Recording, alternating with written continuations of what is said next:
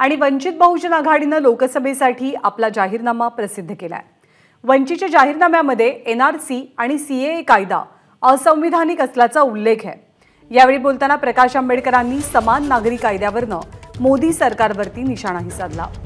या जाहीरनाम्यात एकूण 37 मुद्द्यांचा समावेश असून भारतीय संविधानाचा सरनामा हाच आमचा जाहीरनामा असं वाक्य मुखपृष्ठावरती छापलं गेलंय।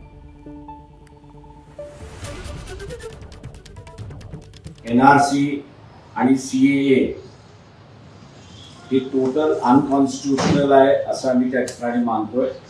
हा हिंदू समाजातील जुन्या काळी ज्यांना पिंडारी म्हटलं जात होतं आणि आत्ताच्या भाषेमध्ये BJNT असं ज्याला म्हणतो, विमुक्त आणि नोमॅडिक ट्राइब्स आपण म्हणतो, त्यांना मोठ्या प्रमाणात याचा फटका बसणार आहे।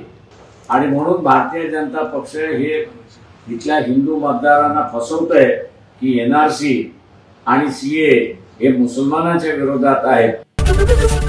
एबीपी माझा, उघडा डोळे बघा नीट।